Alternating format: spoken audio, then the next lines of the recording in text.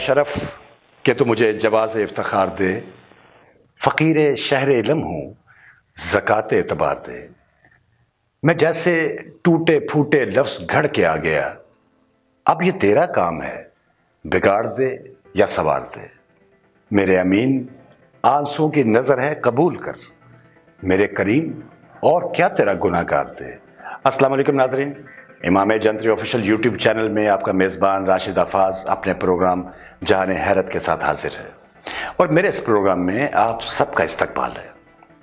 گزشتہ پروگرام آپ نے دیکھا، اس سلسلے کا یہ دوسرا پروگرام ہے۔ آپ سے اب بات ہوگی کہانی کے رنگ میں، لیکن اس میں ہم سب ہوں گے، اس کا کردار ہمارے آس پاس کے لوگ ہیں۔ میری کوشش ہوگی کہ آپ اس مختصر سے وقت میں کچھ نیا سنیں اور بالکل نیا محسوس کریں۔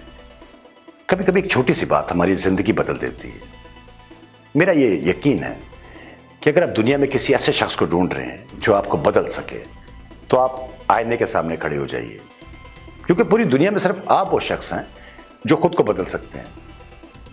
میری ان کہانیوں میں آپ ہیں، اور آپ اس ہر کہانی میں موجود رہیں گے۔ حرف جوڑتے ہیں، لفظ بنتے ہیں، لفظوں سے جملے بنتے ہیں، جملوں سے کہانیاں ترتیب دی جاتی ہیں۔ ہم سب ایک کہانی ہی تو ہیں۔ دنیا کے ہر شخص کے ساتھ ایک کہانی وابستہ ہے، لیکن ہم اس سے کیا سیکھتے ہیں؟ اور میری کوشش ہوگی کہ ہم اس مختصر سے وقت میں جو محفل سجائیں، اس میں آپ کے سیکھنے کے لیے بہت کچھ ہو۔ آپ میرے اس پروگرام سے کچھ سبق حاصل کر سکیں، کچھ نیا سمجھ سکیں، تو میرے لیے یہ اعزاز سے کم تو نہیں ہے۔ ہم روزانہ گھر سے باہر جاتے ہیں، آفس کے لیے، کاروبار کے لیے، تعلیم کے سلسلے میں اسکول، کالج، یونیورسٹی جاتے ہیں، اور اس آنے جانے میں ہم بہت سے لوگوں سے ملتے ہیں، اور اس میں ہمارے لیے بہت سے نئے سبق بھی ہوتے ہیں۔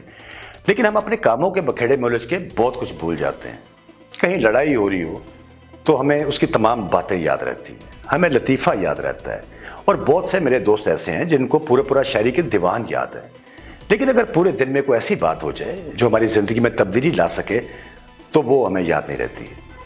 میری آپ سے گزارش ہے کہ میرے اس پروگرام میں آپ بہت توجہ کے ساتھ میرے ساتھ موجود رہیے، پھر دیکھیے میرے اور آپ کے رابطے میں رہنے سے کیسی مزے کی چیزیں ہم آپس میں شیئر کریں گے۔ اور خاص طور پہ آپ کسی مسئلے کا شکار ہو، کاروبار ہو، تعلیم ہو، شادی ہو، ذہنی مسئلہ ہو، میرا نمبر آپ کی اسکرین پہ موجود ہے، آپ اسے نوٹ کر لیجئے۔ آپ اس پہ واٹس ایپ بھی کر سکتے ہیں اور مجھے فون بھی کر سکتے ہیں، میں آپ کے لیے ہر وقت حاضر ہوں۔ میں کوشش کروں گا کہ آپ کا مسئلہ آسان ہو جائے۔ اس پروگرام کی ریکارڈنگ کا کنٹینٹ ابھی زیر ترتیب تھا، تو ایک ثانیہ ہو گیا۔ افتخار بک ڈپو اور امام جنتری کے روئے رواں اور اس کے جو فاؤنڈر تھے آغا افتخار حسین صاحب، وہ انتقال کر گئے۔ ان کا انتقال 19 فروری کو ہوا۔ ہمارے درمیان سے ان کا چلے جانا ایک حادثے سے کم نہیں ہے۔ آغا صاحب ایک انتہائی شفیق بزرگ، دوستوں کے دوست، اور خاص طور پہ علم دوست انسان تھے۔ ان کی ساری زندگی علم بانٹنے میں اور علم کو تقسیم کرنے میں گزری۔ امام جنتری کے قارئین کی تعداد لاکھوں میں ہے، لیکن بہت سے لوگ ان سے واقف نہیں تھے، ان کو جانتے نہیں تھے۔ امام جنتری پہ ان کا اعتماد ایسا تھا کہ وہ پاکستان کے لاکھوں گھروں میں امام جنتری پڑھی جاتی۔ میں نے ان کے جنازے پہ لوگوں کو دھاڑے مارتے دیکھا ہے، ان کے دوستوں کو سسکیوں اور آہوں کے ساتھ روتے دیکھا ہے، جن لوگوں کے سر پہ ان کا دست شفقت تھا انہیں بلکتے ہوئے دیکھا ہے۔ ان کی ساری زندگی علم دوستی میں گزری، اور اس سے بڑے انسان کی صفت کیا ہو سکتی ہے۔ میری جب بھی ان سے ملاقات ہوئی، وہ اپنی میز پہ سر جھکا کے کسی نہ کسی کتاب کے مسودے کی تیاری میں مصروف ہوتے تھے۔ کہتے ہیں کہ بڑے انسان کی ایک نشانی یہ بھی ہوتی ہے کہ جب وہ اٹھ جاتا ہے تو اس کی مسند پہ کوئی دوسرا جچتا نہیں ہے۔ آغا صاحب بھی انہی لوگوں میں سے تھے جو اپنی ذات میں انجمن کا درجہ رکھتے ہیں۔ وہ ایک بھرپور زندگی گزار کے اس جہان فانی سے رخصت ہو چکے ہیں۔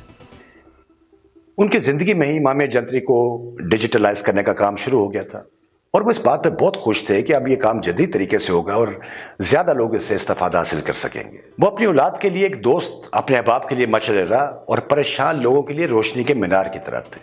میری آپ سے درخواست ہے، انہیں اپنی خصوصی دعا میں یاد رکھیے۔ اللہ تعالیٰ ان کی علم دوست تھی، اور انسان دوستی کی وجہ سے ان کو اس مقام پہ فائز کرے جس کا اللہ نے اپنے نیک لوگوں سے وعدہ کیا ہے۔ چلیے ناظرین، اپنے پروگرام کی طرف چلتے ہیں، اپنی کہانی کی طرف چلتے ہیں۔ آپ توجہ سے سن رہے ہیں اور آپ انتظار کر رہے ہیں اس کہانی کا۔ یہ میرے بچپن کی بات ہے۔ اسکول سے فارغ ہوا تو کالج میں ایڈمیشن ہو گیا۔ کالج میں ایڈمیشن کسی بھی بچے کا خواب ہوتا ہے جو اسکول میں پڑھتا ہے۔ تو میرے ساتھ ایک عجیب واقعہ ہو گیا کہ جب میں کالج میں گیا تو میں بہانے بہانے سے اپنے کالج کی ایکٹیویٹیز اور کالج کا آنا جانا، کالج میں جو کچھ کرتے تھے ہم لوگ، وہ میں اپنے دوستوں کو، اپنے گھر میں سب کو بتاتا تھا جان بوجھ کے کہ میں کالج میں گیا ہوں، میں نے یہ کیا، کالج میں میں نے ایسے کیا، یہ کام کیا، کینٹین پہ کیا کھایا. تو یہ میری ایک عادت سی بن گئی تھی. میری نانی ماں ایک بہت جہاں دیدہ خاتون تھی، اور وہ ان کی رہائش سیالکوٹ میں تھی، اور میرا ننیال سارا سیالکوٹ میں ایک قصبہ ہے کوٹلی لوہارا کے نام سے. تو وہ اکثر مہینے 2 مہینے بعد میری والدہ سے ملنے کے لیے لاہور تشریف لے آتی تھی.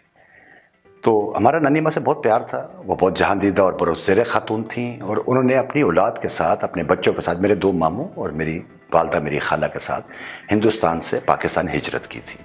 جن لوگوں نے ہجرت کی ہے وہ زندگی کو کسی اور زاویے سے بھی دیکھتے ہیں.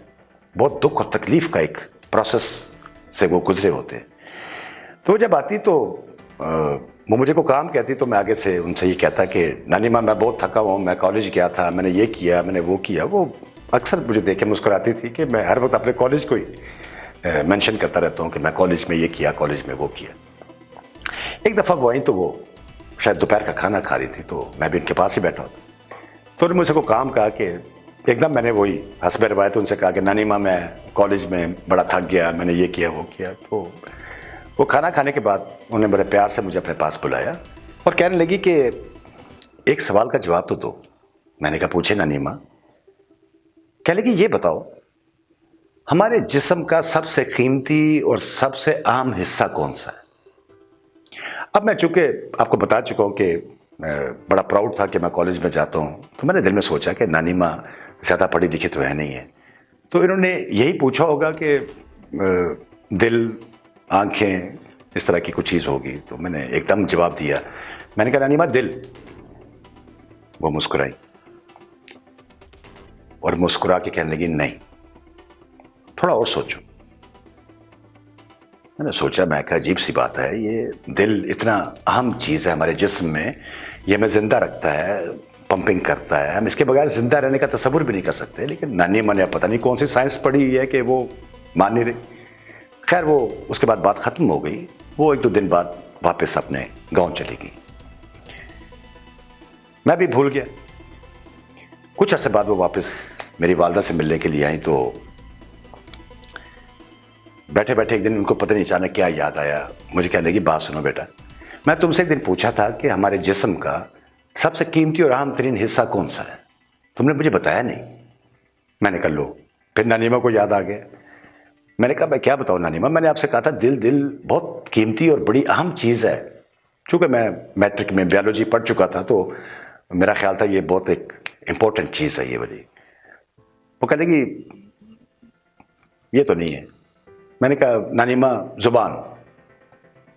کہتی نہیں. میں نے ایک دم فوراً جواب دیا. میں نے کہا جی آنکھیں. وہ پھر مسکرائی اور اس دفعہ تو ان کی باقاعدہ ہنسی نکل گئی. کہنے لگی کچھ اور سوچو. میں نے کہا نانی ماں بتا تو دیا میں نے آپ کو. خیر وہ بھی بات ایسے ہی باتوں باتوں میں گم ہو گئی. پھر واپس چلی گئی. مجھے بھی بھول گیا. اس کے تقریباً کوئی 1 یا 1.5 ماہ کے بعد میرے نانا ابو کا انتقال ہو گیا. تو جب یہ خبر ہمارے گھر پہنچی تو بہت سوگ والی خبر تھی اور ہمیں بہت پیار تھا اپنے نانا ابو سے. میری والدہ کا رو رو کے برا حال ہو گیا. میں، میرے بہن بھائی، میرے والدین، ہم سب اپنے سیالکوٹ چلے گئے نانا ابو کی جنازے پہ. وہاں گئے تو جب ہم اترے گاڑی سے تو سامنے بے شمار لوگ بیٹھے تھے. سینکڑوں لوگ تھے، ان کے مریدین، ان کے جاننے والے، عزیز و اقارب، محلے کے لوگ سب بیٹھے تھے. تو ہم بھی جا کے لوگوں میں بیٹھے. لوگوں نے پیار کیا، افسوس کیا، ہم بھی افسوس کرتے رہے. تو اچانک میں نے دیکھا کہ نانی ماں دروازے کے پاس کھڑی. انہوں نے مجھے اشارے سے بلایا. میں ان کے پاس گیا تو میں ان کے پاس جا کے لپٹ گیا اور میں نے رونا شروع کر دیا. انہوں نے اپنے دوپٹے سے میرے آنسو صاف کیے اور مجھ سے کہا بیٹا میں نے تم سے پوچھا تھا کہ انسانی جسم کا سب سے اہم اور قیمتی حصہ کون سا ہے. میں نے کہا نانی ماں میں نے آپ کو بتایا تھا کہ دل. آپ نہیں مانی. میں نے کہا زبان، آنکھیں، ہمارا دماغ. لیکن آپ بتا دیجئے. کہنے لگی آؤ میں تمہیں بتاتی ہوں. وہ مجھے بازو سے پکڑ کے میرے نانا ابو کی میت کے پاس لے گئی. کہنے لگی دیکھو یہ دل، دماغ، آنکھیں، زبان یہ سب ہمیں زندہ رکھتے ہیں، لیکن ہمارے جسم میں صرف ایک چیز ایسی ہے جو دوسروں کو زندہ رکھتی ہے۔ میں نے پوچھا نانی ماں وہ کیا؟ کہنے لگی وہ ہے ہمارے کندھے۔ ہمارے کندھے ہمارے لیے نہیں ہوتے ہیں، یہ ہمارے کسی کام کے نہیں ہیں، یہ ہمارے کندھے لوگوں کے لیے ہوتے ہیں، دوسروں کے لیے ہوتے ہیں، پریشان لوگوں کے لیے ہوتے ہیں۔